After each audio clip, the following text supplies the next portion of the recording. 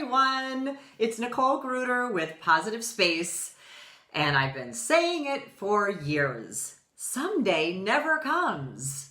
I keep looking for it on the calendar. There's not a day or a week or a month or even a year where someday arrives. Except for now. My gosh. Yeah, someday is here. And yet we still put these someday projects on the back burner. There are lots of people who are purging their houses right now with all kinds of junk. Yes, I think it's awesome. Get it out of here. And yet there's still that tug of certain projects we really honestly think we're going to get to someday, even though someday is here. I know we're busy with lots of other things right now, homeschooling, working from home, just coping. And so we're distracted in other ways now. And those someday projects still are collecting dust and kind of making us feel yucky sometimes, even if it's a subconscious thing. I have my own list of someday projects. I have this skirt that no longer fits me, but I want to do something with it because the fabric is so fabulous. What that something is, I don't know. I've been trying to figure it out for a long time. This journal, I'm going to get back to journaling.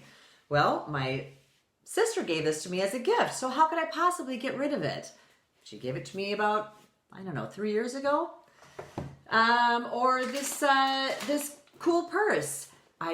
Someday I'm going to fix the handle on it. It just takes a needle and thread, right? How long could it take? Apparently 4 years. Or even in our, I'm gonna read this, yet another book on organizing. How ironic. Even in my kitchen.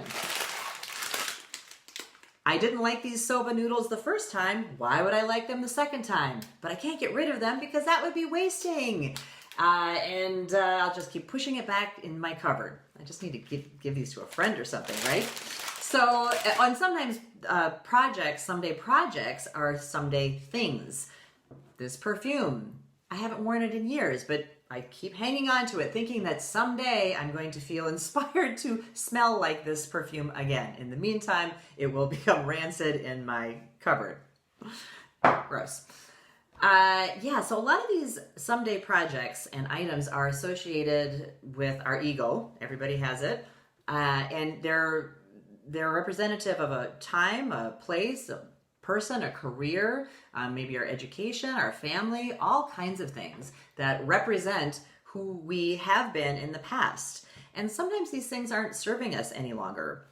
And yet we have a really hard time letting them go because we feel obligated to be that person still. We still have the stuff around us to remind us, hey, you used to be a golfer, a crafter, a baker, a candlestick maker, whatever the projects are that you were once interested in and perhaps aren't so much anymore. They can, we can just feel really obligated to continue to think we're going to get back to that. That's what I'm supposed to be. That's what I spend a lot of my time, energy, studies, money on.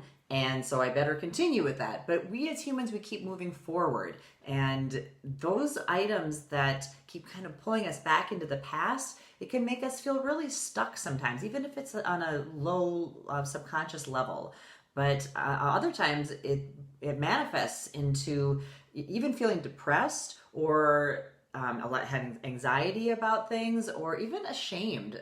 We feel very obligated to continue these identities that these items make us that represent us, and we feel indebted to continuing those identities in lots of very interesting ways.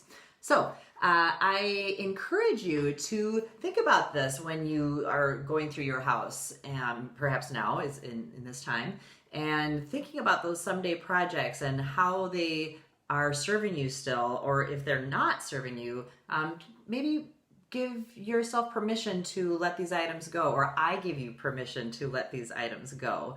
And if you need a helping hand or just a witness to these items before you let them go. I love working with people at that juncture of, of allowing people to go through those, not just the physical lifting of getting rid of things, but the emotional lifting. I just think it's so fascinating and important.